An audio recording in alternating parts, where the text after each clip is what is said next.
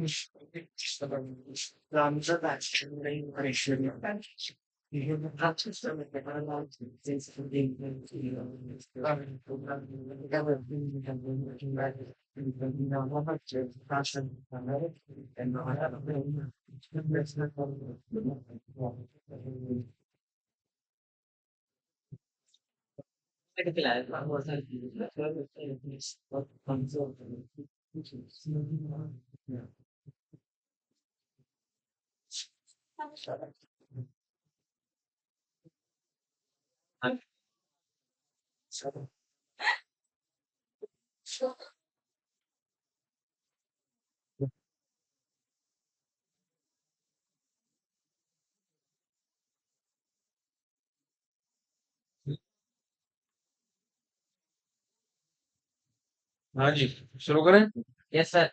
देख, ग्रेविटी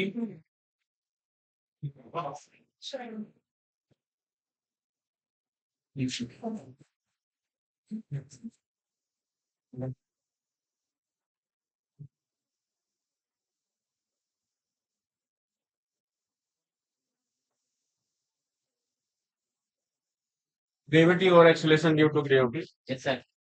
देखो जी,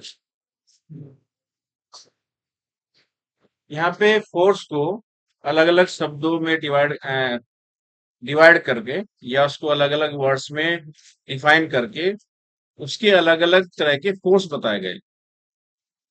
जैसे ग्रेविटी को हम लोग हिंदी में कहते हैं गुरुत्व।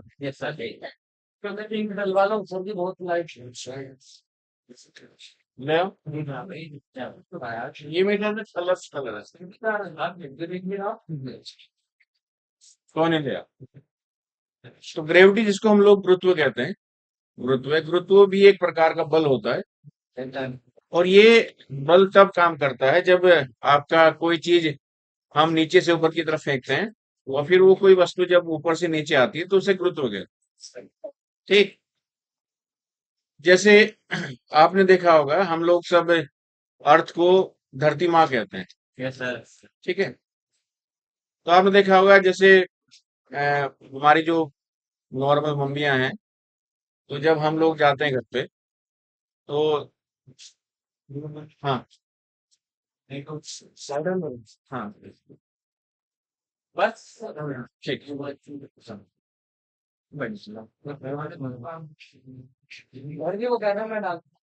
ठीक है। एक दूसरा है मेरे पास उसमें। तो होता क्या है कि जैसे मम्मी लोग हम सबका एक नाम रखती हैं। जैसे मुन्ना कह दिया, मुन्ना कहते हैं। सोनू, मोनू, टोनी ऐसे बोलते रहते हैं। दरअसल मुन्ना जो है एक प्यार का शब्द है। और हमें जब मम्मी बुलाती है मुन्ना बोल के तो हमें पता चल जाता है कि माँ हमें ही बुला रही है। हालांकि मुन्ना तो और भी होंगे, कॉलोनी में और भी रहते हैं। तो मुन्ना मतलब एक बल कि मम्मा याद कर रही हैं और ये उनकी तरफ खींचे चले जाते हैं। समझ आई बात?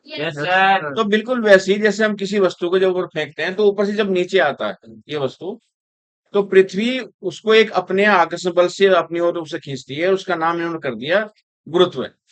समझ में आ जी? ग्रेविटी, ये फर्क है। अब आगे कहते हैं कि एक्सलेशन ड्यू टू ग्रेविटी। दोनों इनमें कोई बहुत फर्क नहीं है, लेकिन एक्सलेशन ड्यू टू ग्रेविटी या आपके समझ लीजिए कि गुरुत्वीय त्वरण, जैसे हम जब किसी वस्तु को ऊपर फेंकते हैं और वो या छोड़ते हैं ऊपर से, जब वो नीचे आती है हर सेकंड के बाद में उसका वेग लगातार बढ़ता चला जाता है। हर सेकंड में उसका वेग जो है वो लगातार बढ़ता, तो जब वेग लगातार बढ़ता चला जाए पृथ्वी के बल के कारण, उसको हम लोग कहते हैं गुरुत्वीय त्वरण या एक्सलेशन ड्यू टू ग्रेविटी। समझ आ जी? दोनों फर्क समझ में आया?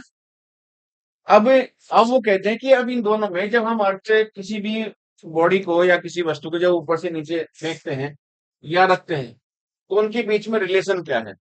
अब इसके बीच में रिलेशन हम लोग दिखाने चलेंगे। देखिए,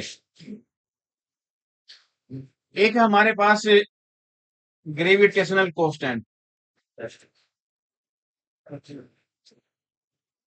आप जो है ना थोड़ा तुरंत लिखते चला जाया करो फटाफट, इससे फिर टाइम नहीं होगा। ग्रेविटेशनल कांस्टेंट कैपिटल जी, और भाई ग्रेविटी स्मॉल जी। ये इन दोनों के बीच में हमें रिलेशन चाहिए। Yes sir. अब देखिए, जैसे ये अर्थ है, इस अर्थ का अपना सेंटर है वो, और इसका ये रेडियस है आर ई, और अर्थ का जो मास है वो एम ई दिख रहा है। बंद कर दो। चलो कर दे बंद, सब बंद कर दो। बीच में ये वाला है। ठीक है सर, ठीक है ठीक है बस। तो इसका जो रेडियस है आर ई और इसका मास है एम ई, छोटा तो लिख दिया सर, ठीक है। चलो आगे से पढ़ा लिख। तो क्या होता है कि जैसे हमने अर्थ के सरफेस पे एक छोटा सी बॉडी रख दी, इसका जो मास है भाई स्मॉल है। Yes sir. और ये आपके पास कोई इसको कोई पॉइंट मान लेते हैं, ठीक। अब इसको आप कहीं भी रखें, यहाँ रखें, यहाँ रखें, आपका मन जहां भी रखें, इसका जो वेट है वो हमेशा अर्थ के सेंटर की ओर काम करेगा। Yes sir. भाई अब मुझे सुन लो, देखो दो ही बातें, या तो किसी के सुन ले सुना दो, या किसी को देखो, ठीक है, नहीं तो किसी को होगी हमें देखें। फिलहाल मैं कह रहा हूं कि आप सिर्फ मुझे देखो, ठीक। तो ये जो आपके पास एक बॉडी रखी है यहाँ पे अर्थ सरफेस पे, तो ये आप ये इसका मास स्मॉल है में, और अर्थ का अपना जो मास है वो कैपिटल है। वैसा। तो जब हम किसी बॉडी को ऊपर से नीचे गिराते हैं तो अर्थ उसे अपनी तरफ अट्रैक्ट करती है। हमारा फिलहाल जो आर्टिकल है भाई वो ये है कि आपके पास ग्रेविटेशनल कांस्टेंट और एक्सेलरेशन ड्यू टू ग्रेविटी या सिंपल ग्रेविटी के बीच में हमें रिलेशन चाहिए, ये वाला।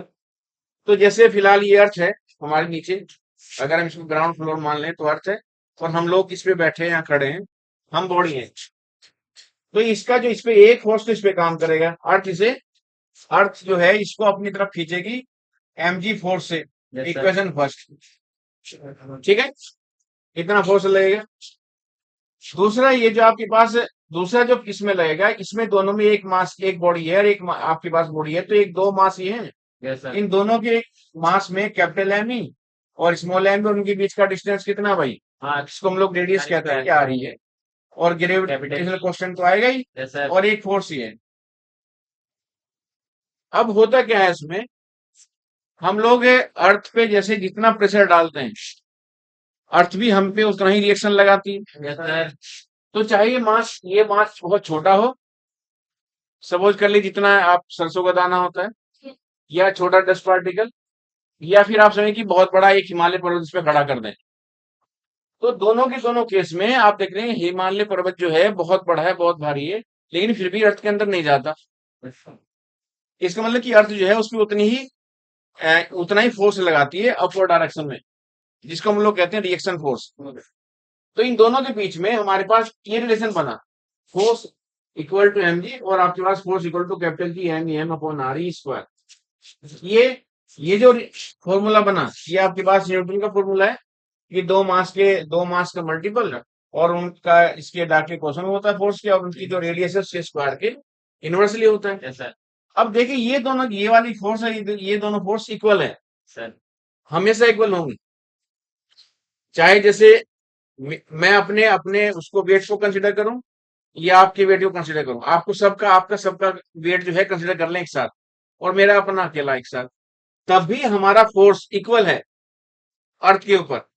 तो जब इक्वल होगा, ये दोनों के दोनों आपके पास उसका वेट यानी मास और capital G M E upon R E, ये दोनों इक्वल होते हैं। yes, sir. अब देखिए क्या होता है कि जब अर्थ के रेस्पेक्ट में कोई बॉडी जब हम लोग रखते हैं, तो उसका मास इतना छोटा होता है कि हम उसे नेग्लेक्ट कर सकते हैं। तो इसलिए आपके पास एम से एम कैंसिल हो गए। कोई चीज पता है कि कब कट जाती है, कब डिवाइड हो जाती है, या कब उसको कैंसिल आउट कर देते हैं, जब उसकी वैल्यू ना हो, तभी तो घटा। अगर इस दोनों की वैल्यू होती तो ये कभी कैंसिल ना होते, भले ही इक्वल रखे होते।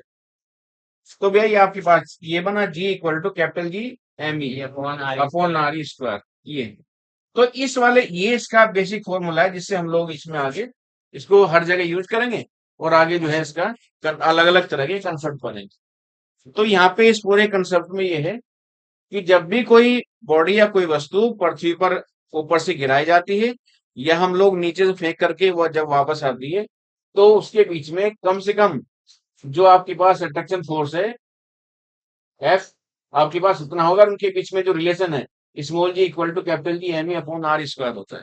इससे कम तो होगा नहीं, ज्यादा हो सकता है। ज्यादा कैसे होगा?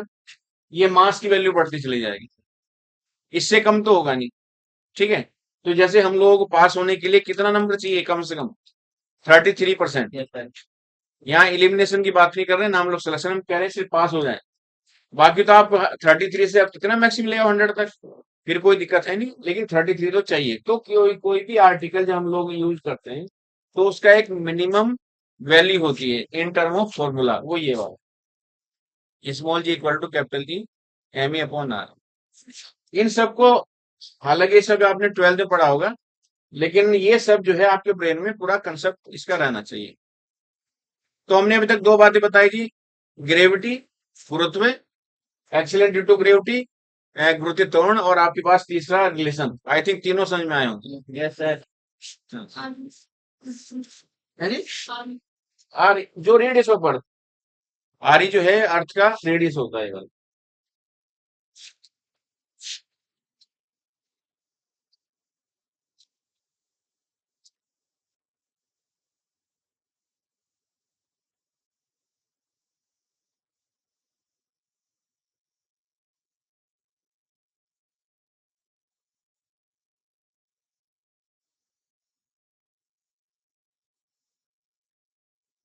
बुक है क्या?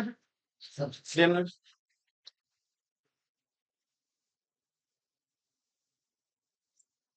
कई सारे टॉपिक सुन। हाँ ऐसे मिले।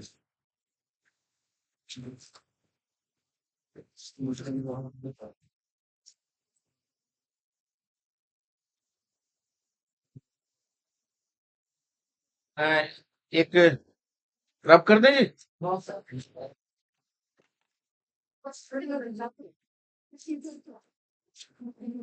नेक्स्ट हेडिंग लिखो। कंपेयर, कंपेयरिंग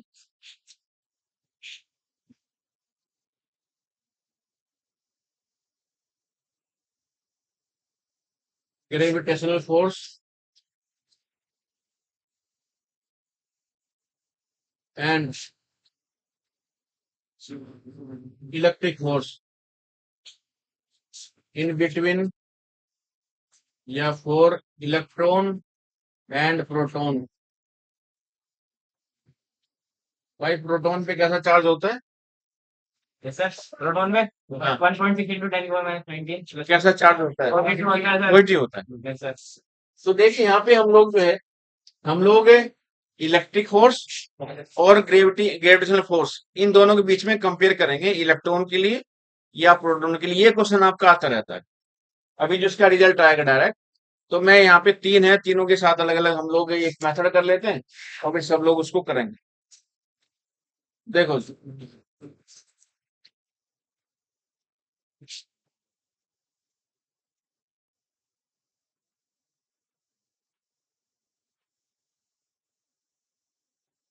पहला पॉइंट ले लेते हैं हम लोग इलेक्ट्रॉन एंड प्रोटॉन के बीच में, ये वाला बस।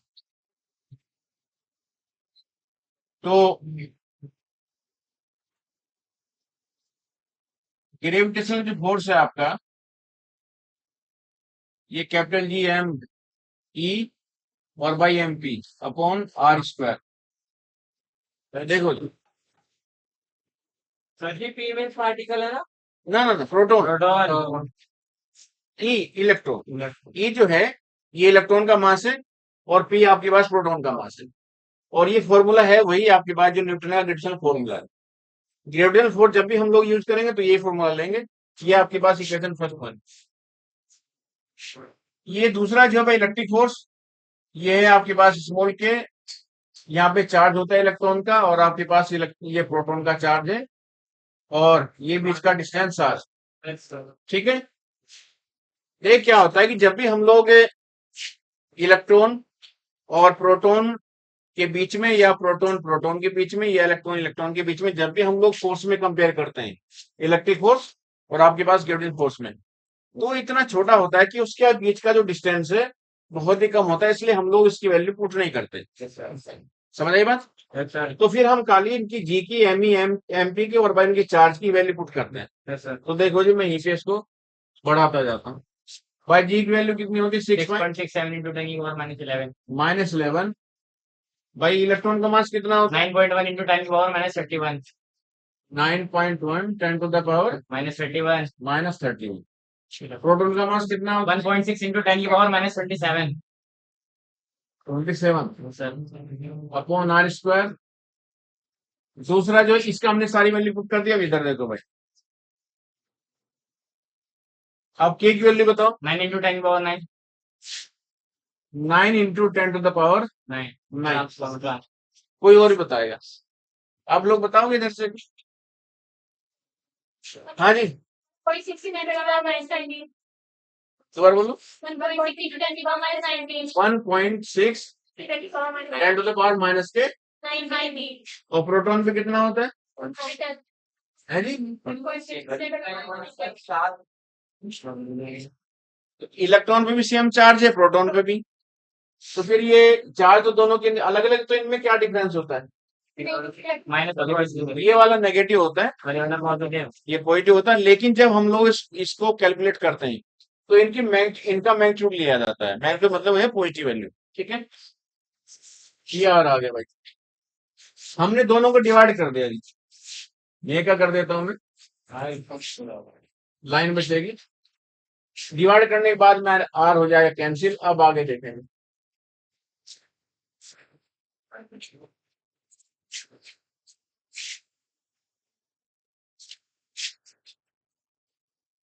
मोबाइल है, मल्टीप्लाई, इन सब की मल्टीप्लाई करो।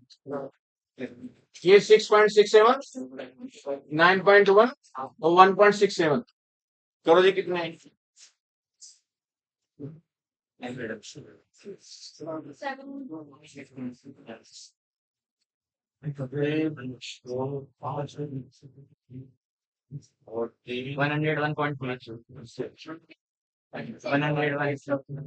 कितना भाई? है जी? 101.36. 101.36. 101। सर 101. हाँ, ऐसे नहीं सर 101. सर 101.36. ये वाला ना। Yes sir. अच्छा, 101.36। अब देखो इनकी पावर्स क्या ऐड करते हैं। -11 ये है और -31 ये है। -69 आ जाएगी. ठीक है जी, 569। अब इधर देखो जी, इनकी मल्टीप्लाई करो भाई, 9 की 1.6, सर 23.04. 23.04 मल्टीप्लाई, ये कितना होगा? इधर हो जाएगा 38 है ना? 38 और 9 है 69. 29 हो गया। अब आप इन दोनों को डिवाइड करो। 101 101.36 को 23.04 से डिवाइड करो। सर 4 बार जाएगा. सर 4.39. 4.3 मल्टीप्लाई, ऊपर चलेगा. ये ऊपर जाएगा तो कितना बचेगा? 6 मिनटों में सर. 40 आ जाएगा। 40 -40. 40। हाँ जी। अब ये जो -40 हो गया इसका साइज। अगर हम ये डेसिमल जो यहाँ पे ले आए इधर, वास्तव में तो ये आपके पास, इसको हम लोग भाई 0.5 लिख सकते हैं क्या? कैसे लिख सकते हैं? Yes, sir. लिख सकते हैं। हाँ, तो ये पावर कितनी हो जाएगी? इस पॉइंट को जब इधर लेके आएंगे, यानी 10 से डिवाइड करेंगे और 10 से मल्टीप्लाई करेंगे, तो भाई 39 आ जाएगा। आ गया समझ में? 10 से डिवाइड जब करेंगे तो पॉइंट यहाँ पे आ गया। आप कितना, इसको लिख दिया 0.5, 10 की पावर -39 है। और ये जो सब वैल्यू चल रहा था आपका, ये इन दोनों का रेशियो, ये लिख देता हूं, एफ जी और एफ ई। और एक्चुअल में ये जो एफ जी जो है आपका, एफ ई, ये आपके पास equivalent to 10 to the power minus का 39। भाई आपके ऑब्जेक्टिव में ये वाला क्वेश्चन आएगा, मतलब ऐसा इस तरह से आता है कि इलेक्ट्रॉन और प्रोटॉन के लिए ग्रेविटेशनल फोर्स और आपका इलेक्ट्रिक फोर्स के बीच में रेशियो कितना होता है, वो इतना होता है 10 टू द पावर माइनस के 39। जी एक बार -40 के बाद समझा 4.29। देखो यहाँ पे हमने क्या किया, 10 से डिवाइड कर दिया और 10 से मल्टीप्लाई कर दिया, तो इससे जब डिवाइड करेंगे तो ये डेसिमल यहाँ जाएगा और ये 10 की मल्टीप्लाई करेंगे 39 हो जाएगा। अच्छा ये भी सही कहा। ऐसा ऐसा है, एक कहानी सुनाता हूँ। हमें कुछ सामान लेना होता है और पापा जी के साथ जाते हैं हम लोग, ठीक है, क्योंकि पैसे तो उन्हीं के पास हैं। तो पापा जी अपनी समझ से अपनी अपनी जान पहचान की दुकान पर लेके जाते हैं। उनको पता है कि मेरे बेटे को सिर्फ उसी दुकान में समझ में आएगा, कहीं और समझ में आएगा नहीं, तो कहीं और जाएंगे तो टाइम वेस्ट होगा। इसका मतलब ये है कि बेटा कहाँ तक खरीद सकता है और वहां पे उस शॉप पे कितने महंगे कपड़े या कितने सस्ते कपड़े मिल सकते हैं, उनको पता है, यानी रिजल्ट हो जानते हैं। बात समझ में? मैंने यहाँ क्यों किया है सर, भाई 40 रख देते, -40 रख देते। दरअसल क्या होता है कि इलेक्ट्रॉन और प्रोटॉन के बीच का जो रेशो लेते हैं हम लोग इलेक्ट्रिक और इसका ग्रेविटेशन फोर्स का, उसका जो रेशो है 10 टू द पावर माइनस 39, ये अप्रूवल है। यूनिवर्स में जो साइंटिस्ट आपके पास, जो हमारे वर्ल्ड में साइंटिस्ट हैं, उन सब ने इसको या इसको अप्रूव किया हुआ कि इससे ज्यादा या इससे कम होगा नहीं। अगर इससे ज्यादा इससे कम आप ग्रेविटेशन फोर्स और इनका रेशो लेंगे तो वो जो है जितने पैरामीटर वो आपका यूज करना चाहिए उतना नहीं कर पाएगा, ये फिर उसमें या तो डिके होगा या फिर इंक्रीज करेगा। तो ये एक उन्होंने एक वैल्यू पुट कर दी। जैसे रिटायरमेंट की एज जो है 60 साल है, तो गवर्नमेंट ने फिक्स कर दिया, और जैसे 60 साल में तो कोई चिल्लाता कि मुझे क्यों रिटायर कर रहे हो भाई, मैं तो धरना दूंगा, ऐसा तो कोई कहता नहीं, सबको पता है भाई 60 साल में रिटायर हो जाते हैं। तो ये रिजल्ट जो है, ये रिजल्ट इसलिए रखा क्योंकि मुझे इसका रिजल्ट मालूम है कि भाई इनके बीच में जब हम लोग कंपेयर करेंगे फोर्स का, तो इसका result 10 to the power minus 39 से ना तो कम हो ना ज्यादा हो, इसलिए यहाँ पे हमने ये डिसिमल यहाँ किया। अगर तुम यहाँ करते तो इस वाले केस में 4 टर्म आती, और इस टर्म के साथ में जब 4 की मल्टीप्लाई करते हैं तो बहुत बड़ी फोर्स बनती है, इसलिए ऐसा किया। समझ आया? हाँ, समझ आई बात? कुछ रिजल्ट जो हैं जैसे 2 दूनी 4 होते हैं, 2 तिया 6 टेबल होता है। कभी पूछते हैं कि 2 दूनी 4 ही क्यों होते हैं, 2 तिया 5 भी हो सकते हैं, नहीं हो सकते 2 तिया 5। हाँ, ये बात बोली अभी ने, बोली ना कि आपको पता है कि ये फिक्स रिजल्ट है, तो मतलब ये अगर इतना रेशियो इसमें नहीं होगा तो ये जितनी भी प्रॉपर्टी हैं इलेक्ट्रिक फोर्स की और आपके पास ग्रेविटेशनल फोर्स की, वो उसको ओबे नहीं करेगा। समझ गए बात? तो ये इसका फिक्स रिजल्ट है। ये थोड़ा बहुत है, जैसे अभी हमने इलेक्ट्रॉन प्रोटॉन का निकाला, अभी हम लोग इलेक्ट्रॉन इलेक्ट्रॉन का निकालेंगे और प्रोटॉन प्रोटॉन का निकालेंगे। इन दोनों रिजल्ट में से भाई 90% चांस रहते हैं कि ये प्रॉब्लम आ जाती है आपकी एग्जाम में। हाँ, अच्छा,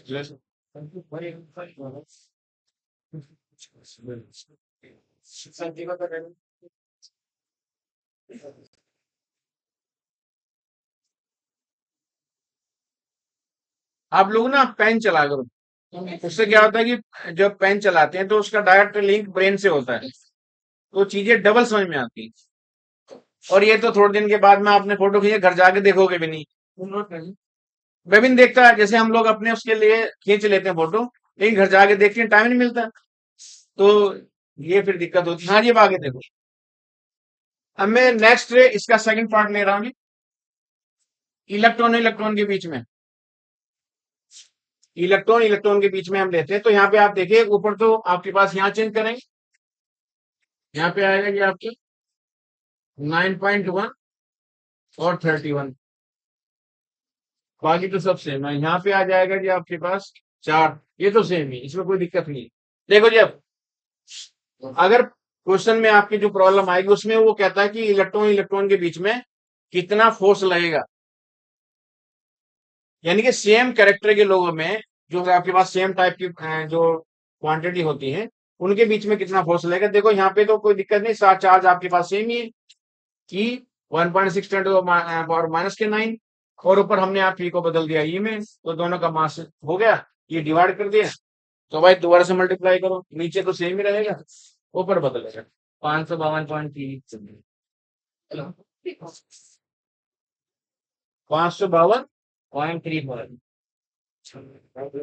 0.34 मल्टीप्लाई,10 की पावर ये कितना बैठेगा भाई? 31 31 62 62 रह गया ना 73 73 हो जाएगा ना? यस सर माइनस कितना आ गया?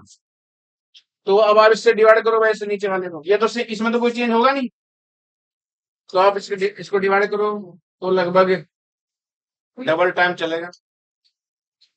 तो इनको कुछ 23.9 कितना? 23.9 97 और 10 टू द पावर भाई इसमें जाएगा, कितना आ जाएगा ये? 44 आएगा मेरे ख्याल से।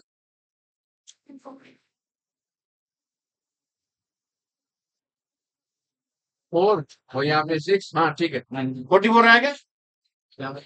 पावर भाई पावर -73 में से आप इसमें +29 करोगे, Yes, sir. Yes, sir. 44 आएगा ना? हाँ 44 आ गया। अब देखो इधर,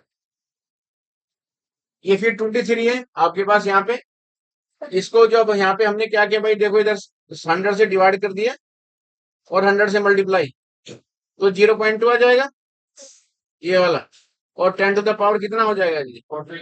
माइनस का 42। अब देखो इसमें आपका, जब हमारे पास केवल इलेक्ट्रॉन इलेक्ट्रॉन के बीच में जो ग्रेविटेशनल फोर्स और इलेक्ट्रिक फोर्स का जो रेशियो लेंगे भाई, कितना होता है? 0.2 10 टू द पावर माइनस के 42। ये इतना छोटा होता है कि हम इसे छोड़ देते हैं, बस इतना आ जाता है 10 टू द पावर माइनस के 42। अब वहां पे गलती पता कब होती है? हम लोगों को ज्यादातर जो रिजल्ट है वो 10 टू द पावर -39 याद रहता है, लेकिन वो ये भी दे के रखेगा, तो इसलिए जो है हमें ध्यान रखना पड़ेगा कि क्वेश्चन में आप उसने क्या पूछा है। ठीक है, Yes, sir. समझ आ गया जी? हाँ जी, तो जाएगा बेटा आपका नाम क्या है? आसिफ है? आसिम आसिम, समझ में आया? सर इधर हम लोग यहाँ जो कुछ बात करते हैं समझ में आता है? कुछ आता है, पूरा क्यों नहीं आता?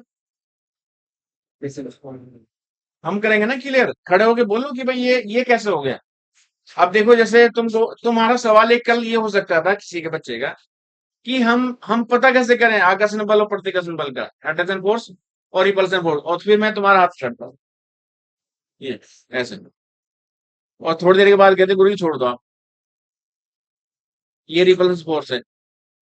लेकिन अगर किसी और का होता फिर आप छोड़ते ना, ये अट्रैक्शन फोर्स है।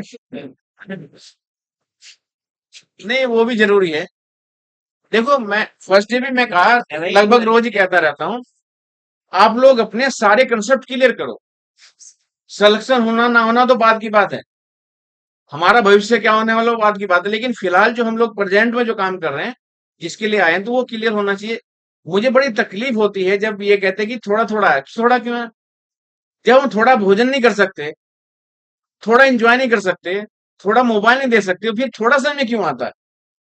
पूरा हम लोग एंजॉय करते हैं ना, Sir. पूरा भोजन करते हैं। मेरे ख्याल से आप हम सभी भरपेट खाना खाते हैं, जिसकी जितनी डाइट होती है, जिसकी जितनी डाइट होती है उतना खाते हैं, नहीं खाते हैं, फिर समझ में कम कैसे आता है?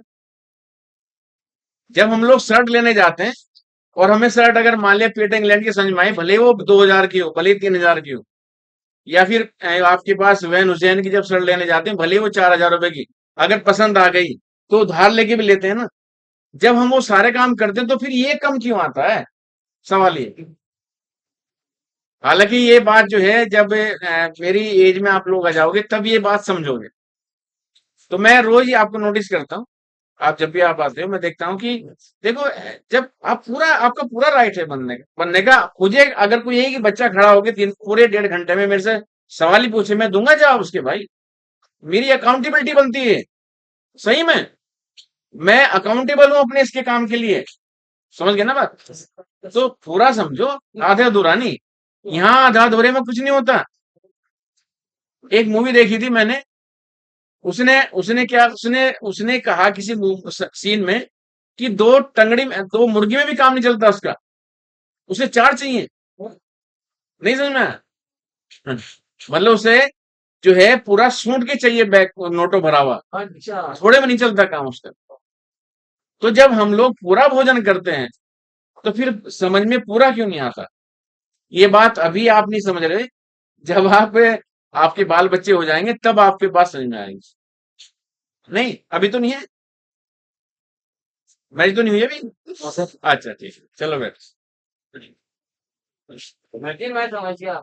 सर क्या? सर जी हमने पिछली बार मल्टीप्लाई सर जी मैं बताऊं, सर जी मैं बताऊं। हाँ हाँ हाँ सर जी पिछली बार डेसिमल हमारा एक उसके बाद था, एक डिजिट के बाद तो हमने 10 से करा था। अब हाँ हमारा डेसिमल 2 के बाद है, हमें डिविजन वो लेंगे, ठीक। डेसिमल के बाद लेंगे फिर उसे हमने 100 से वो करा मल्टीप्लाई। देखो असल में क्या होता है, पार्टिकल देखा आपने? पार्टिकल जरा सा होता है, देखो बिंदी से दिख रहा, और इसी पार्टिकल के अंदर मॉलिक्यूल है, और भी छोटा हो गया। मॉलिक्यूल के अंदर एटम है, और भी छोटा हो गया। और आपके पास एटम के अंदर न्यूक्लियस है, और न्यूक्लियस के अंदर भी आपके पास इलेक्ट्रॉन प्रोटॉन है। अब बताओ कितना छोटा हो गया? तो इसका मतलब कि वहां पे जो चीजें मिलेंगी हमें, उनके बीच का जो डिस्टेंस है, अगर आपने यहाँ 2 रख दिया, जैसे यहाँ पे था 23, अगर ये छोटा नहीं करोगे तो वहां डिस्टेंस बढ़ जाएगा, और जो पॉसिबल नहीं है। इसलिए क्या करते हैं, हम इनको डेसिमल से खत्म करते चले जाते हैं, बस ये वाली टर्म बच रहेगी, चाहे तो 10⁻⁻42 या फिर -39। समझ आया जी?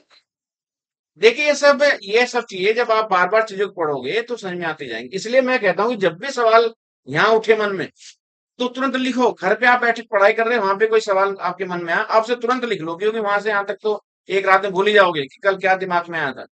तो आप उसे लिख लो और यहाँ आगे डिस्कस करो। देखो मुझे नहीं पता मुझे कितनी फीस आती है, लेकिन मुझे इतना पता है कि आपके जितने क्वेश्चन होंगे उसके मैं जवाब दे दूंगा, बिल्कुल सेटिस्फाई वाल करने वाले जवाब। और आप लोग सीखे जितना सीख सकते हो। हाँ जी, अब आगे देखो भाई, अब हम लोग लेते हैं प्रोटॉन प्रोटॉन। तीसरा पॉइंट,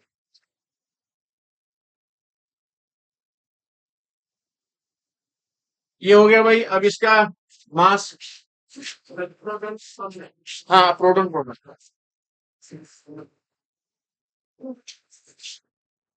प्रोटॉन का मास 1 माइनस, यस सर। प्रोटॉन का एग्जैक्ट मास कितना होता है? सर प्रोटॉन का हम्म, 0.6 कितना? नहीं, एक के साथ और भी नंबर होते हैं,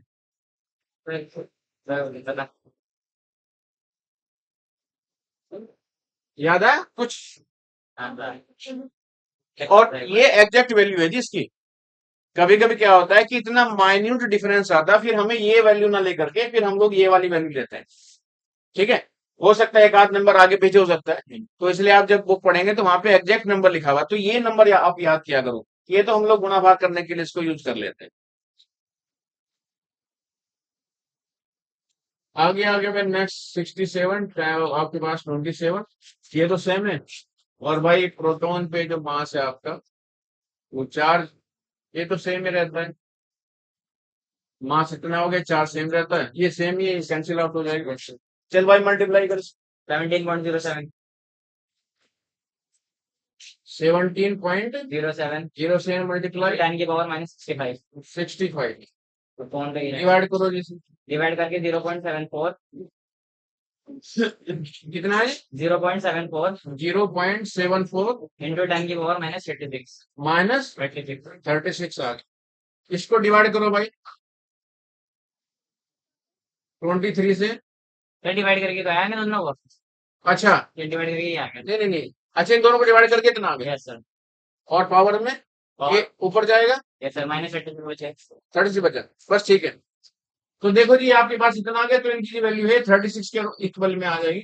वैसे हम लोग इसको 1 लिख सकते हैं, इसको जो है जब 1 लिखेंगे तो आपके पास, जब हम लोग 1 लिखते हैं इसको, क्योंकि 0.74 जो है इक्वल टू 1, ये छोड़ देंगे यहाँ, क्योंकि 1 जो है ये 1 की मल्टीप्लाई सेम रहता है, इसमें कोई चेंज नहीं आएगा, इसलिए इसको डेसिमल को हम लोग आगे नहीं लाएंगे मल्टीप्लाई करके या डिवाइड करके, ये सेम रहेगा। तो आपके पास जो ये इसका जो कंपेयर आएगा फोर्स का, वो इतना आ जाएगा। लो जी, भाई बच्चों ये तीनों के तीनों रिजल्ट जो हैं आप लोग याद कर लेना कि कौन सा रिजल्ट किसका है।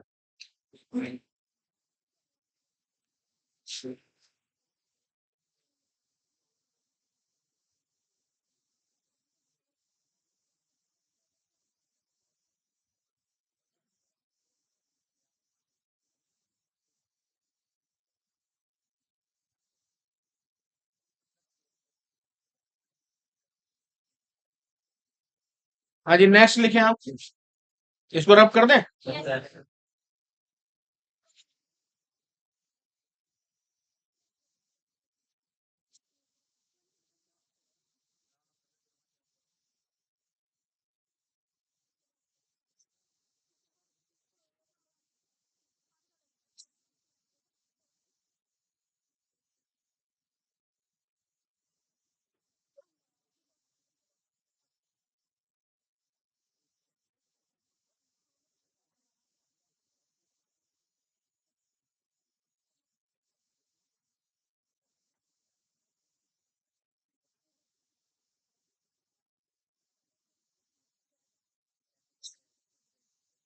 हाँ जी, इंटेंसिटी ऑफ इलेक्ट्रिक फील्ड या गुरुत्वीय क्षेत्र की तीव्रता।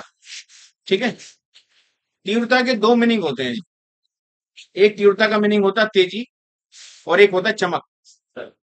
चमक हम लोग तब लेते हैं जब हम लोग प्रकाश की बात करते हैं, और तीव्रता यहाँ लेते हैं तो जब जैसे पृथ्वी किसी भी बॉडी को जब अपनी वस्तु उसके पास आती है तो कितना तेजी से आती है, तो ये उसकी ग्रेविटी। तो भाई इसका फॉर्मूला जो है सिंपल, ये वाला होता है I equal to force upon mass, ये वाला होता है। असल में क्या होता है, जैसे आपके पास ये अर्थ है और इससे जो है कोई डिस्टेंस पे एक कोई मास बॉडी रखी है ये पी पॉइंट पे, जिसका मास एम है, तो यहाँ पे अट्रैक्शन फोर्स लगता है।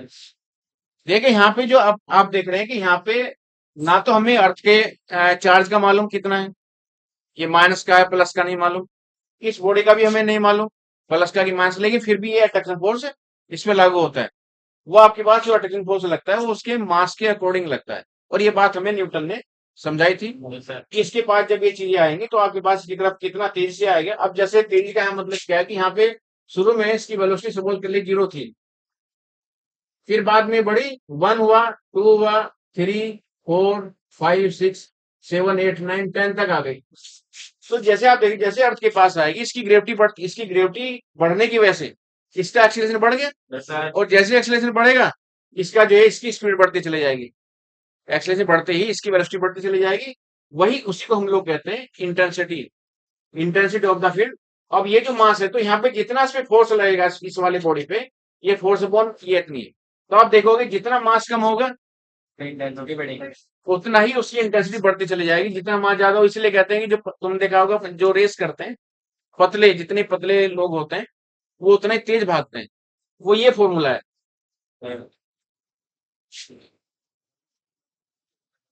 लिख लो जी।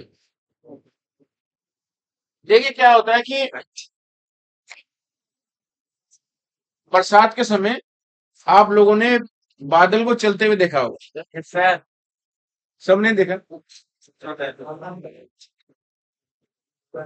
तो लेकिन कुछ बादल ऐसे होते हैं वो चलते दिखते नहीं और कुछ आपको दिखा देते हैं।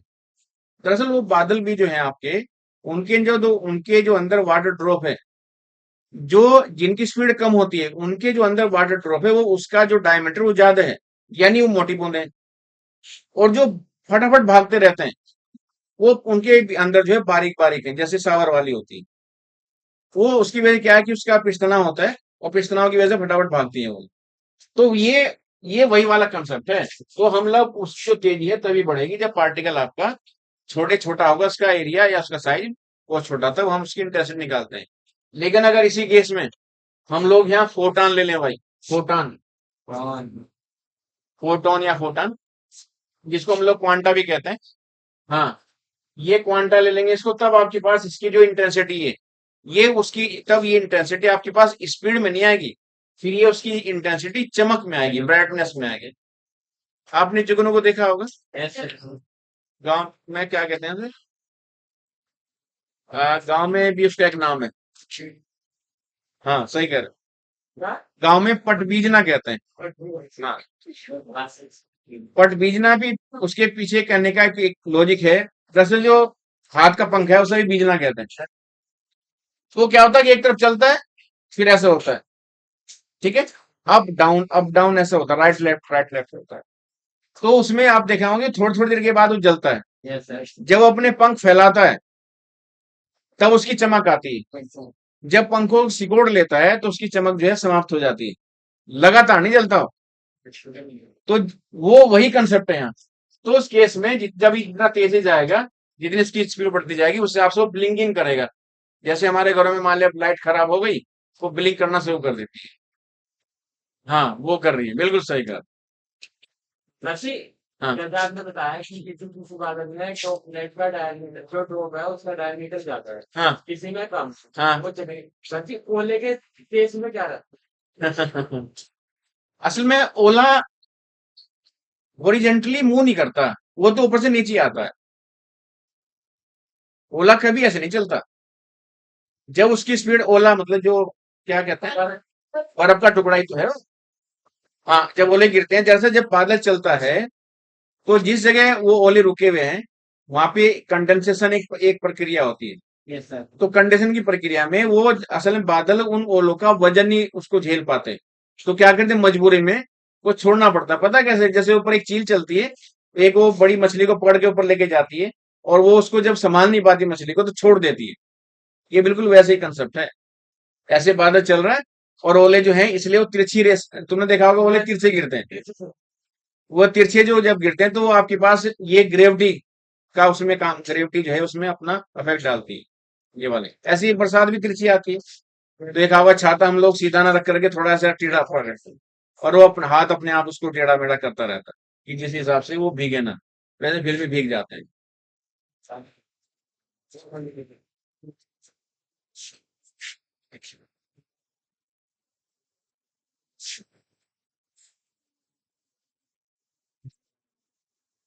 अब देखो यहीं पे ही एक रिलेशन हम लोग करते हैं।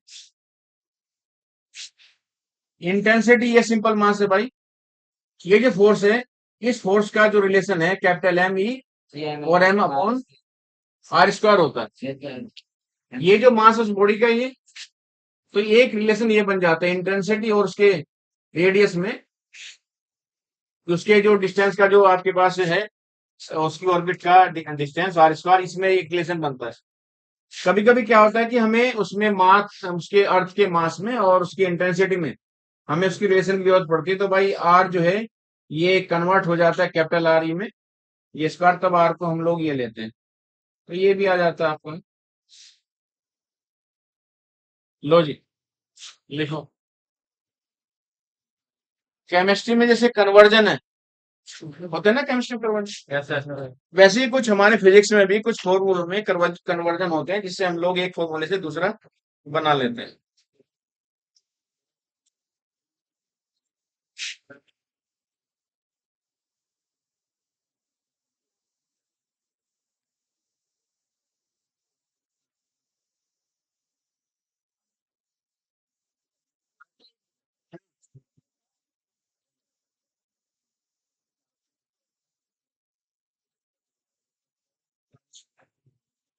अच्छा, इसमें एक पॉइंट और है। जैसे कई बार जो है हमारे एग्जाम में क्वेश्चन आता है कि इसकी आप यूनिट बताओ। यूनिट, इसकी इंटेंसिटी की यूनिट क्या है, हम भूल गए, नॉर्मली भूल भी जाते हैं। तो कैपिटल जी का यूनिट हमें याद होना चाहिए, एम ई का याद होना चाहिए, फिर आर का तो पता ही मीटर होता है या किलोमीटर होता है। तो फिर हम लोग इससे इसकी यूनिट निकाल लेते हैं। वैसे बेहतर है कि इन्हीं की आप यूनिट ना वो याद रखें, क्योंकि इसकी यूनिट निकालने में बहुत टाइम जाएगा। तो ये चीजें आप कुमार मित्तल में या एनसीईआरटी में, आपके पास पहले चैप्टर में ही डायमेंशन वाले चैप्टर में बहुत सारे डायमेंशन लिखे हुए हैं और उनकी यूनिट लिखी हुई है। एनसीईआरटी की बुक में लगभग 90 के आसपास है। वे सारे फॉर्मूले, सारे डायमेंशन फॉर्मूले और उनके यूनिट, वो आप लोग ना 5-5 रोज याद करें, तो फिर वो थोड़े दिन में याद हो जाएंगे। तो उन्हें रट्टा मारो रोज, और रोज उनको देखो, तो तभी वो आपके ब्रेन में सेट होंगे। सर ये एफ अपॉन एम बराबर में क्या है? F upon M, F upon M ये वाला न्यूटन मीटर है। सर इससे न्यूटन पर के क्या नहीं चाहिए तो इंटेंसिटी सर मास है हमारा। हाँ, ये मास है। सही पकड़े। ये केजी है, ये न्यूटन पर केजी। बिल्कुल सही। आगे रब करें।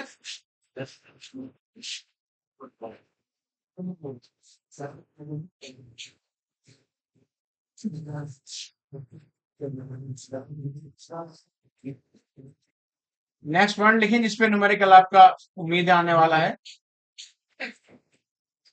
Variation of G at height H above the earth surface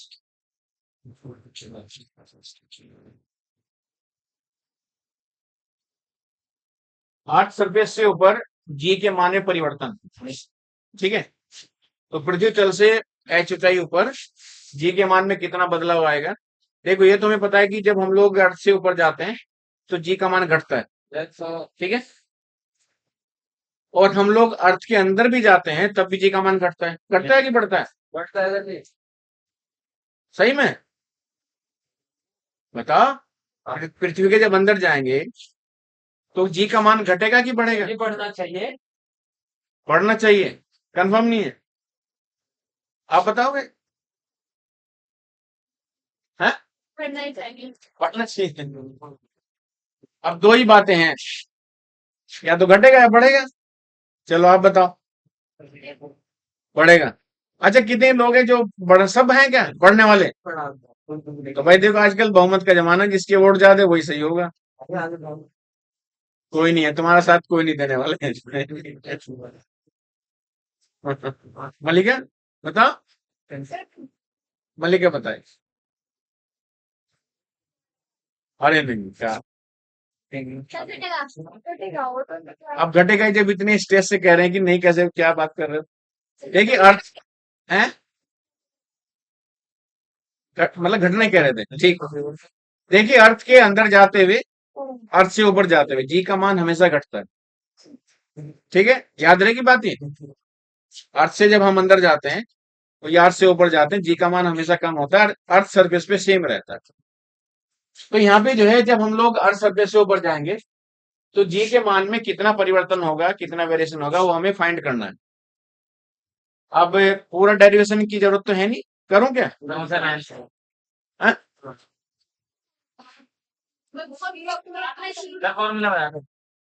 formula इसका ये है भाई, जी डैश इक्वल टू, कोई नहीं मैं अभी हल्का से बता दूंगा, 2 मिनट में हो जाएगा, -2h अपॉन आर ई।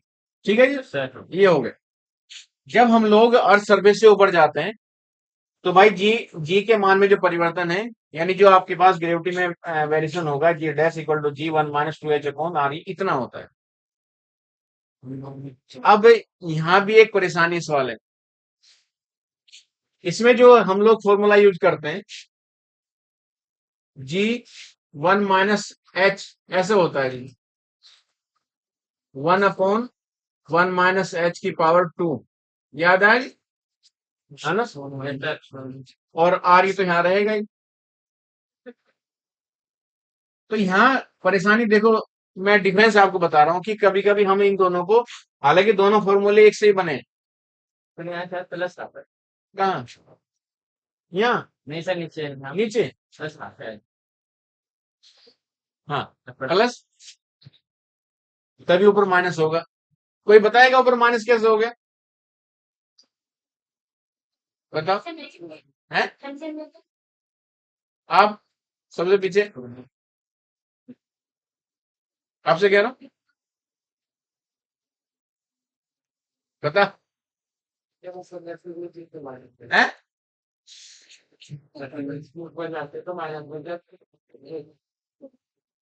कुछ आइडिया कुछ है किसी को ब्रेन में कुछ आ रहा हो?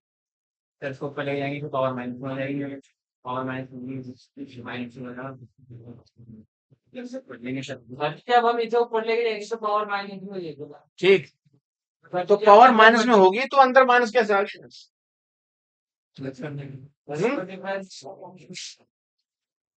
एक लग जाएगा नहीं, ये नहीं। एक बाइनोमियल थ्योरम है भाई, Yes, sir. बाइनो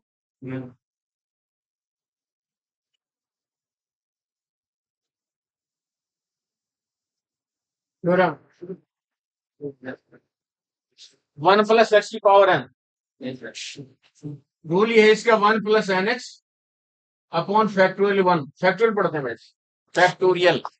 Yes, sir. Factorial. Factorial जो है इसको फैक्टर बनाते जाते हैं, जैसे एलसीएम करते हैं ना, 2 4 6, ये वाला। आगे इसके बाद N minus one X square और डिवाइड बाई फैक्टोरियल 2, और ऐसे इसके टर्म बढ़ते चले जाते हैं। हाँ जी, बाइनोमियल थ्योरम में वन प्लस एक्स की पावर एन ये वाला होता है।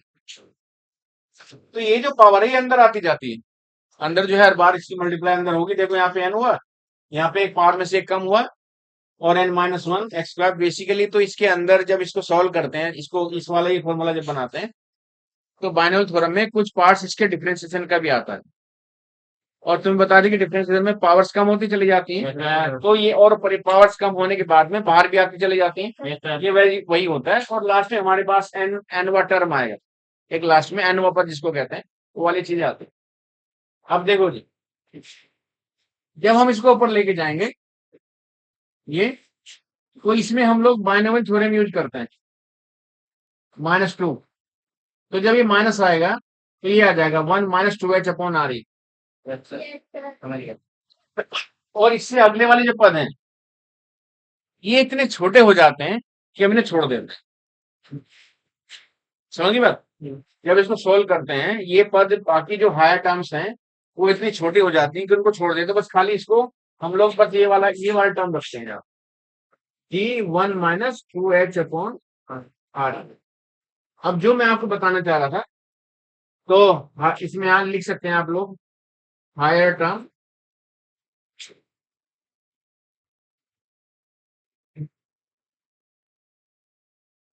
कैन बी नेग्लेक्टेड, ये इसको नेग्लेक्ट कर दिया। अब देखो ये वाला रिजल्ट बनाना। अब आप यहाँ पे जो है इसकी हाइट की वैल्यू रखते जाए। फर्स्ट टाइम में भाई मैंने हाइट की वैल्यू रखी, सपोज कर लीजिए 800 किलोमीटर, ठीक है। और भाई अर्थ का रेडियस कितना होता है? 6400 किलोमीटर. अर्थ का जो रेडियस है वो 64, एग्जैक्ट कितना होता है? अरे 6400 किलोमीटर. एग्जैक्ट होता है 6337। हाँ. हाँ 63, 0.6. ये 37 होता है, ठीक है जी। इसलिए हम लोग इसको कैलकुलेशन के हिसाब से हम इसे कंसिडर कर लेते हैं 64 किलोमीटर। अब देखो जी, अब आप इस वाले केस में देखो, इस वाले फॉर्मूले में जी डैश इक्वल टू, हमने जी की वैल्यू रखी ये वाली, भाई देखो 1 माइनस ये हो गया 800, 1600 हो जाएगा। Yes, sir. 1600 नहीं 64, तो 16 चौका Perfect. तो 1/4, तो यहाँ कितना हुआ जी? 3/4 जी, यानी समझ लीजिए कि आपके पास यहाँ 4 7 8 7 लगभग इतना आएगा। अब आप देखो इसकी जो हाइट है, अब आप 1600 कर दीजिए, एच हमने कर दिया 1600, तो जी डैश कितना आएगा जी? 16 दूनी 32, 16 दूनी 32 जब आप करोगे तो यहाँ पे आपके पास हो जाएगा 1/2, तो कितना आएगा? इतना आ जाएगा। अब देखो हमारी जो हाइट है बढ़ती जा रही, पहले 800 था, फिर हमने 1600 कर दिया, तो देखो जी की वैल्यू बढ़ती चली गई कि नहीं?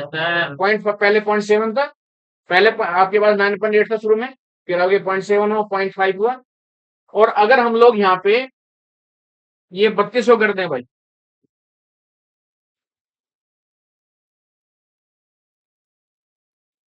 तो जी डैश कितना आ जाएगा? 1 माइनस 3200 दूनी 64, और ये 1 आ जाएगा, और ये आपके पास 0 हो जाएगा। यानी पृथ्वी तल से, जहां पे पृथ्वी का सरफेस है, अगर हम लोग वहां से 3200 किलोमीटर ऊपर जाएं, तो तब जी की वैल्यू 0 हो जाती है, ठीक है। वहां ग्रेविटी होती नहीं। ग्रेविटी होने का मतलब क्या है कि वहां पे आपने वो देखा होगा, जब ये साइंटिस्ट लोग ऊपर जाते हैं किसी स्पेस शटल में, तो वो अपनी कमर पे एक बेल्ट बांध के रखते हैं, और उनके पैर जो है, जिधर चूंकि पैरों में वजन कम होता है, इसलिए वो आगे की ओर झुके रहते हैं, पैर उनके ऊपर रहते हैं। Yes sir. तो ग्रेविटी की वजह से ऐसा होता है, वो अपना अपना उनका वेट फील ही नहीं होता, और ये आपके पास फिर ये वाली कंडीशन बनती है। तो जैसे हम लोग अर्थ के ऊपर जाते हैं, वैसे ही आपके पास हम लोग अर्थ के नीचे जाते हैं, तो जी के मान में कमी आती है। तो ये इसका रिजल्ट है, बस आप लोग रिजल्ट याद रखें, अगर कहो तो फिर बताओ। सर जी, अगर अपने सेंटर तक पहुंच जाएगा तो दोबारा वापस मैं तो हाँ, क्यों नहीं आ सकते वही नहीं। भाई? हम जब चांद पे जा सकते हैं, सूर्य पे जाने के लिए तैयार, हम जा रहे हैं भाई। तो सर तो अर्थ तो छोटी सी है, अर्थ में तो हम लोग रहते ही। सर हम्म।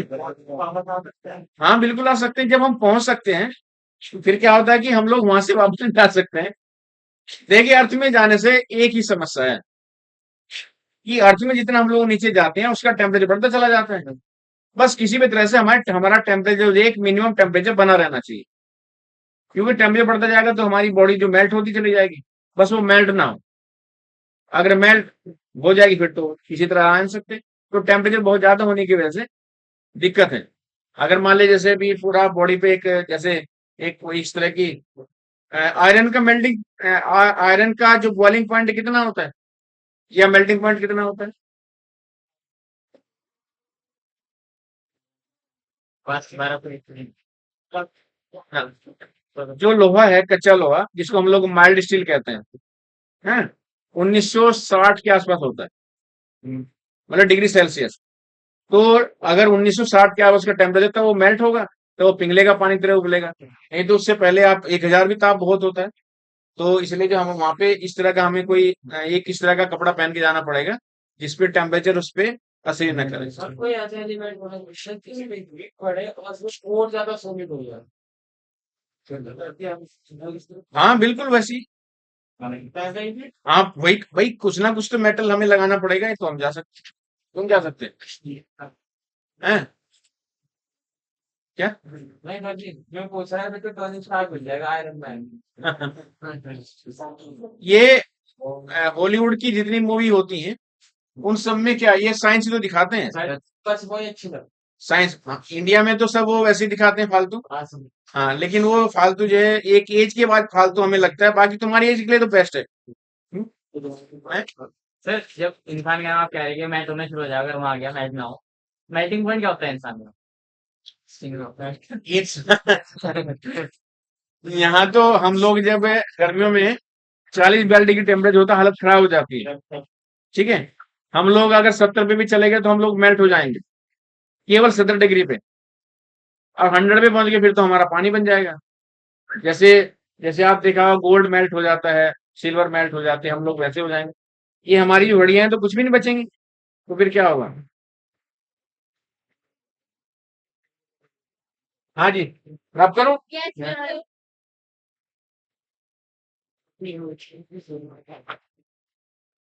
Yes,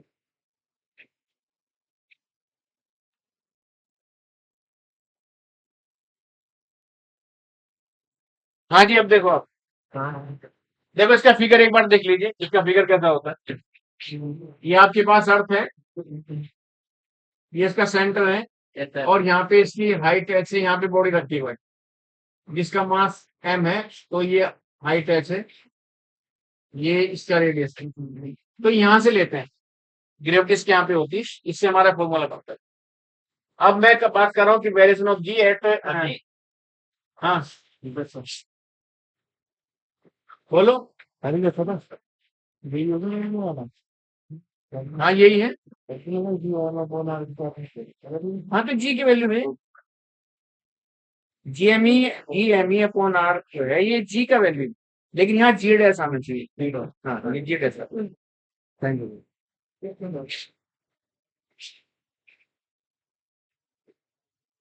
देखो जी, अब डेप्थ में हम लोग जाते हैं, अर्थ के सरफेस में अंदर, तो फिगर इसका ये वाला बने।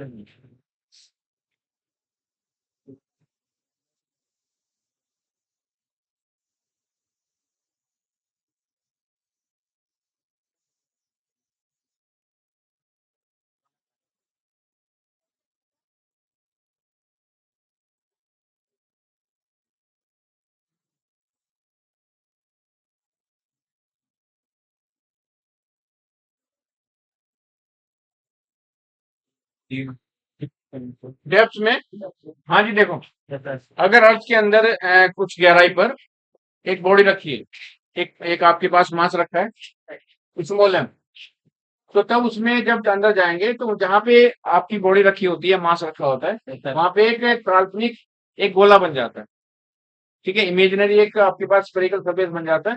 तब वहां पे ग्रेविटी में जो चेंज आएगा वो इतना आता है, g dash equal to g 1 - h/r/e, simple, बस ये दो हट जाते हैं, इसका फॉर्मूला है।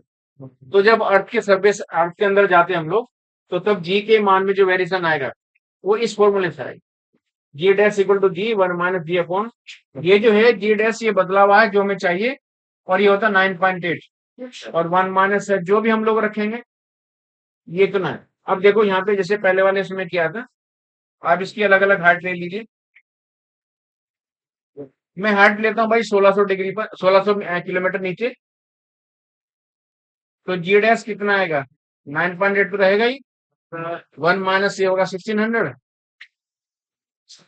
और डिवाइडेड बाई आपके पास 64, तो ये हो जाएगा जी आपका 64, और 4 3, और इसको जो है 3/4, इसको मैं जी लिख लेता हूँ, 9/8 को जी लिख लेते हैं, तो ये कितना आ जाएगा, दशम उतना 0.7 जी, इतना आएगा। अगर आप एच की वैल्यू यहाँ पे 3200 रख लो तो फिर कितना आ जाएगा, तो जी डैश जो है आपका, अब देखो यहाँ एक बात समझ में आती है कि अर्थ के अंदर जाने पर अगर हम लोग 3200 किलोमीटर की गहराई पर जाते हैं तब ग्रेविटी जीरो नहीं होती, लेकिन ऊपर हो जाती है, ऊपर ऊपर हो जाती है, तो आपके पास 32 दूनी, और ये कितना हो जाएगा भाई 0.5, कितना आ जाएगा 0.5। तो अर्थ सरफेस के अगर हम लोग 3200 किलोमीटर गहराई पे जाएंगे तब ग्रेविटी आपके पास जीरो नहीं होगी, कुछ रहेगी लेकिन कम रहेगी, कुछ रहेगी 0.5 आपके पास रहेगी, लेकिन अगर ऊपर जाते हैं तब आपके पास 3200 के पे, 3200 पे चूंकि दुगना हो जाता है वहां पे, वो जी की वैल्यू जीरो हो जाए।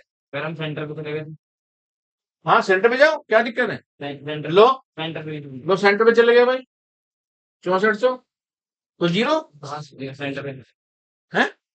समझ चले। हाँ बोलो,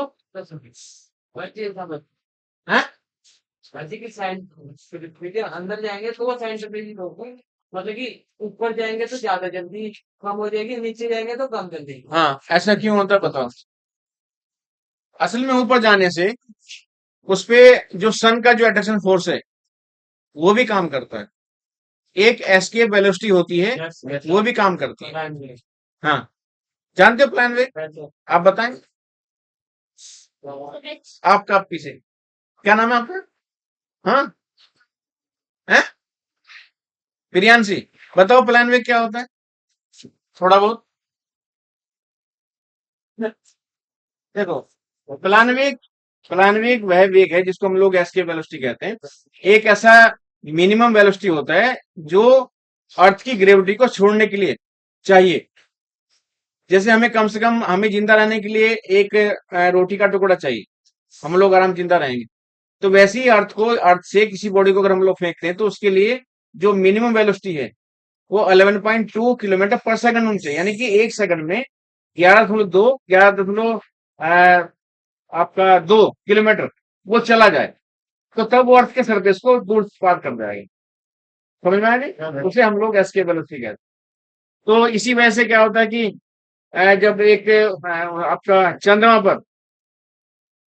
पर वायुमंडल वो नहीं मिलता, वो इसी वजह से बताया गया था कि एस्केप वेलोसिटी होने की वजह से वहां पे एस्केप वेलोसिटी कम होती है और अर्थ पे ज्यादा होती है, लेकिन हमारा जो आपके पास जो पार्टिकल का जो हीट वेलोसिटी होती है वो यहाँ बहुत कम होती है, इसलिए इसलिए यहाँ पे एटमोसफियर बना रहता है अर्थ पे, वहां पे नहीं होता।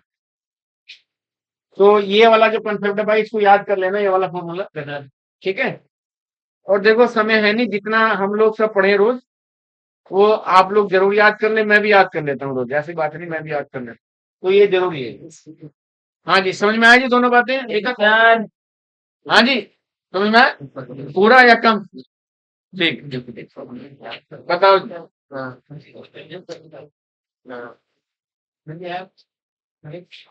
हाँ हर एक कुआ है, हम उसके अंदर पत्थर फेंकना है तो उसमें माइनस में लगेगी ग्रेविटी, प्लस प्लस में। अच्छा, अर्थ के अंदर देखो उसमें ग्रेविटी माइनस प्लस की होता क्या है कि वहां पे सिंपल हार्मोनिक मोशन होते हैं, एसएचएम जिसको कहते हैं, या सरल आवर्त गति करेगा वो।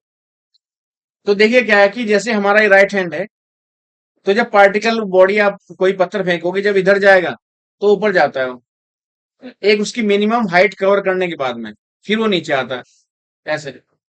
तो दरअसल जब इधर जाएगा तो उसके अगेंस्ट में रेस्टोरिंग फोर्स काम करती है, और वो कितनी होती है बताओगी?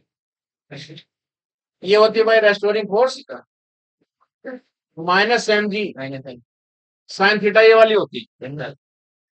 तो ये जो माइनस है एक्चुअल में द्रव्यमान तो माइनस का हो नहीं सकता, तो ये जो जी है ये माइनस का होता है। अब ध्यान लेकिन मैं बता दूं, ये जो माइनस है दरअसल माइनस जी नहीं है, ये माइनस है उसकी अपोजिट डायरेक्शन। तो उसके पीछे वजह ये है कि अर्थ जो है अपने स्थान पे 23.5 डिग्री कोण पे झुकी हुई है, और सन के अराउंड और इटसेल्फ अपने आप के अराउंड भी जब ये रोटेट करती है ऐसे ऐसे रोटेट करके आगे बढ़ती है ना, तो क्या होता है कि ये यहाँ पे इसके अंदर जो भी आप डालोगे पत्थर का टुकड़ा, सवाल आपका वैसे ये होना चाहिए था कि उसकी गति कैसी होगी। उसकी गति जो सिंपल हार्मोनिक होगी, ग्रेविटी माइनस की कभी नहीं होती वहां पे, केवल माइनस आपका उसकी विपरीत दिशा को दर्शाता है। समझ गई बात? अब ग्रेविटी माइनस की तो यहाँ भी नहीं है, यहाँ भी जीरो ही होती है। उसके बाद जब हम अर्थ के सेंटर पे जाएंगे ना, जीरो होने के बाद, सुन लो भाई, बात ना करो यार तू सर। हाँ जी, एक दिक्कत हो गई मैं नहीं बताओ, वो मैं देख लूंगा। तो उसमें जब हम लोग पत्थर डालते हैं तो अर्थ जो है वो ऐसे ऐसे ऐसे ऐसे झुकी रहती है 23.5 डिग्री कोण। तो जब ऐसे रोटेट करती है तो जैसे पत्थर एक बार में इधर जाएगा, एक बार फिर इधर जाएगा। जब ये इधर जाएगा तो आपके पास प्रत्यानयन बल रेस्टोरिंग फोर्स इधर काम करती है। जब ये पत्थर इधर जाएगा तो रेस्टोरिंग फोर्स उल्टी काम करती है। तो plus minus minus plus plus minus minus plus होता चला जाता है, लेकिन वहां पे माइनस जी नहीं है, वो माइनस केवल वहां पे उसकी विपरीत दिशा को दर्शाता है, और उसकी गति बस दिखाता है कि भाई इसकी गति कैसे होगी। ग्रेविटी तो माइनस की वहां होगी ही नहीं। समझ में आई बात? Yes sir. क्या कुछ और पूछ रहे थे? कुएं के अंदर हम पत्थर डालेंगे, हाँ। उसके अंदर जो उसकी सरफेस हम्म। जो ग्रेविटी होगी वो माइनस में होगी या प्लस में होगी। भाई अर्थ के अंदर जब जाएंगे तो ग्रेविटी असल में यहाँ घटती है, माइनस होना अलग उस कंसेप्ट है। 9.8 से घटते घटते जीरो हो जाएगी सेंटर पे, लेकिन जब सेंटर से आगे जाएगी तो फिर प्लस की होती चली जाएगी। समझ आई बात? तो घटते घटते जीरो तो होती है, लेकिन जी माइनस का कभी नहीं होता, होगा ही नहीं। समझ आई बात? डायरेक्शन के हिसाब से।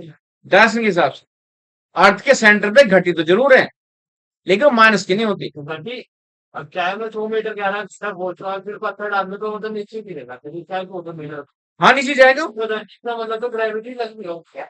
हाँ ग्रेविटी लगी हुई है, और हम कह रहे हैं कि लेकिन जहां पे पत्थर जाके रुका तो उस वाले पॉइंट पे हम लोग ग्रेविटी चेक करेंगे कि वहां ग्रेविटी कितनी लगी हुई है। अच्छा तो वहां पे ग्रेविटी 9.8 तो होगी नहीं, वहां हो सकता है ग्रेविटी 9.7 हो जाए, 7.9 हो जाए, या फिर उससे भी और भी कम हो जाए, 9.3 रहे, 8 पॉइंट रहे, या 7 पॉइंट हो जाए समथिंग।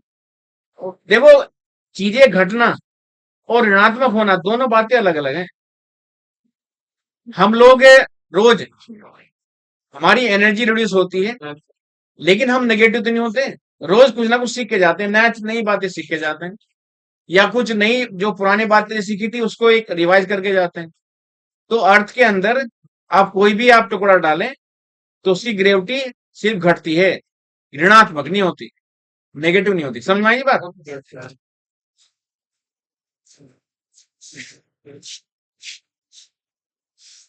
कुछ और पूछें, कुछ और बताएं हैं? अगला देखो जी पॉइंट, अभी थोड़ा सा टाइम है।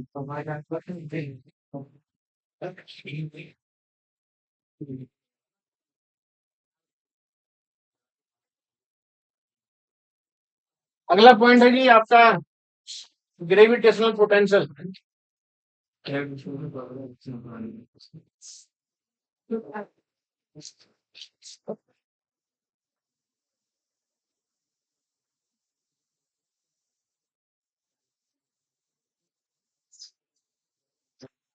गुरुत्व विभव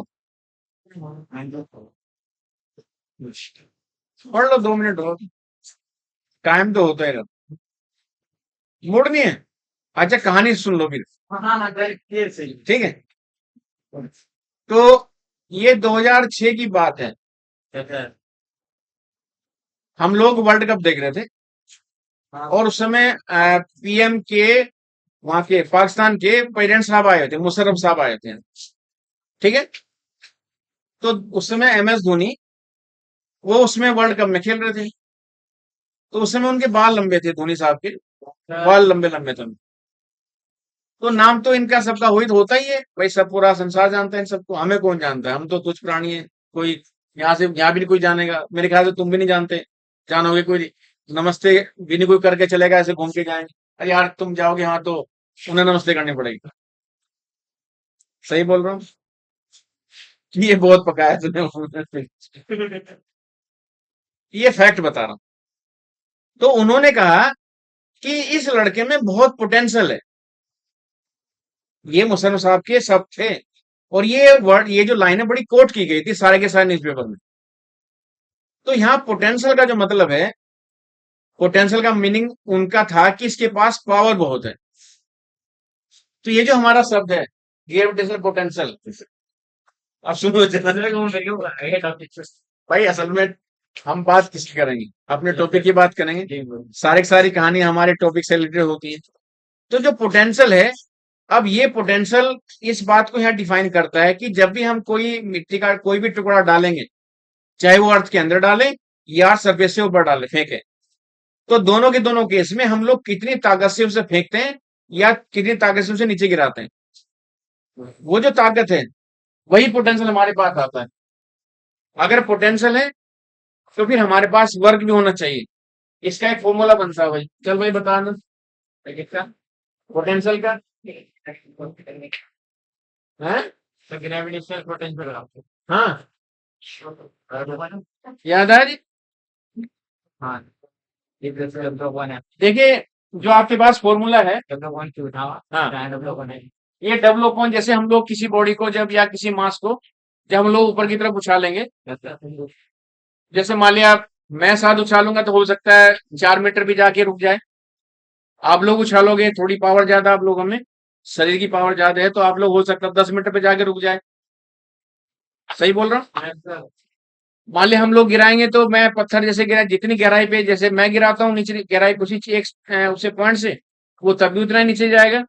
हो सकता है आप गिराओगे तो थोड़ा ताकत ऐसे गिराओगे तो हो सकता है थोड़ा धंस जाए।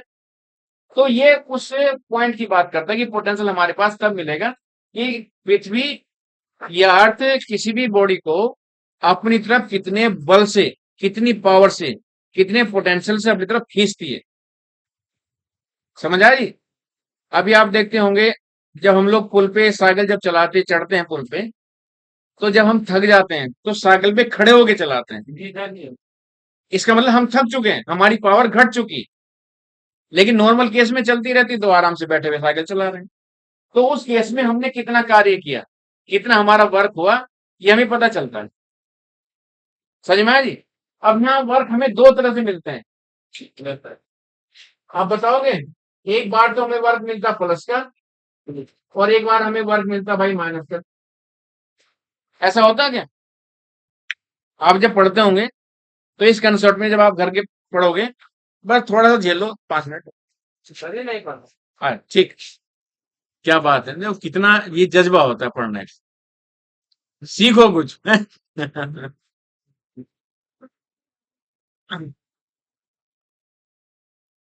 मान लेते हैं, मान लेते हैं हम लोग रास्ते में जा रहे हैं और हमें एक नोटों भरा बैग मिल जाए, मिल गया, हमने उठा लिया, घर लेके चले गए। अब जरा अंतर बताना मुझे।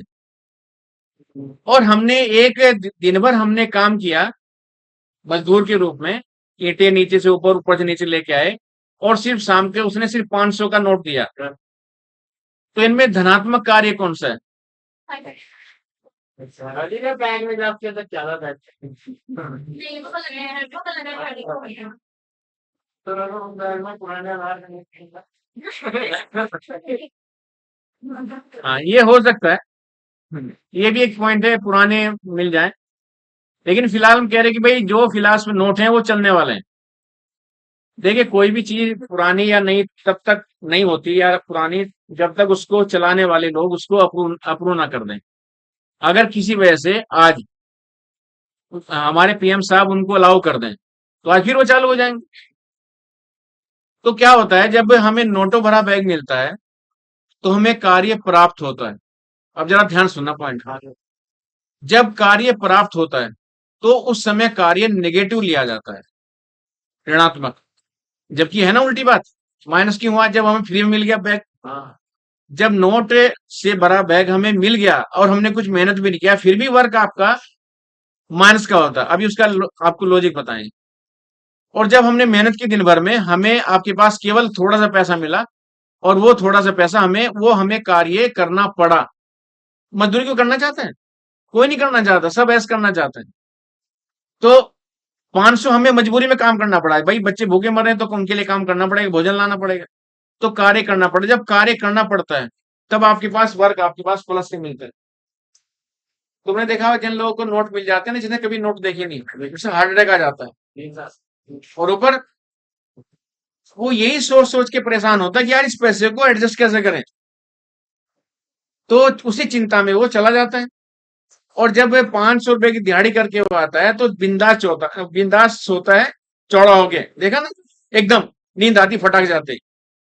तो धनात्मक कार्य होता। तो यहाँ पे इस वाले टॉपिक में हमारे पास तुषार बस 2 पॉइंट है। हमारे पास इसमें 2 पॉइंट है कि हमें कब कार्य करना पड़ेगा और कब कार्य हमें प्राप्त होगा।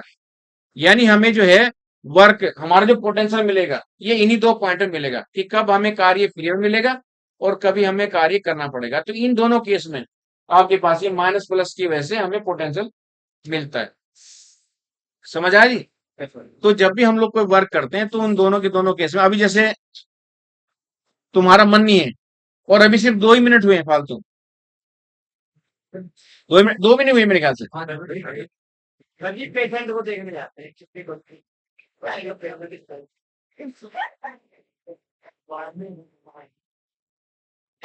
लेकिन आप देखिए, आपका मन नहीं है, जबरदस्ती काम कर रहे हैं, फिर भी आप सीख रहे हैं, सीख रहे हैं ना, मन नहीं है, सीख रहे हैं, तो ये पॉजिटिव वर्क है। ठीक है। तो कई बार क्या होता है कि जैसे आप देखते हैं कि पास करने के लिए हम, जैसे लोग कई बार क्या करते हैं कि कॉपी में नहीं है तो पास कर दिया, तो उस वही एक, जो हमारा जो रिजल्ट जो खराब चल रहा है ना, बच्चों का, बच्चों के सिलेक्शन का जो रिजल्ट खराब है, वो पता कैसे हो रहा है? जब क्लास से 8 तक बच्चों को ऐसे ही पास करते रहते हैं। यही पॉइंट है कि आप जैसे जो अभी आप महसूस कर रहे हैं ना दिक्कत, कि यार ये भी नहीं आ रहा, ये भी नहीं आ रहा, तो ये वहां से प्रॉब्लम शुरू है। चलो यहां से फिर अगले टर्न पे करते हैं। लो,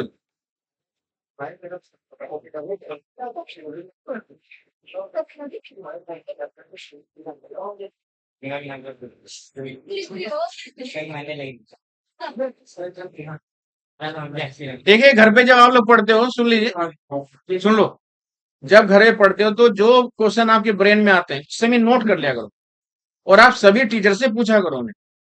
नहीं पूछोगे तो तुम्हारे कंसेप्ट कभी क्लियर नहीं होंगे, और एक दिन फिर बड़े बोझ होते चले जाएंगे।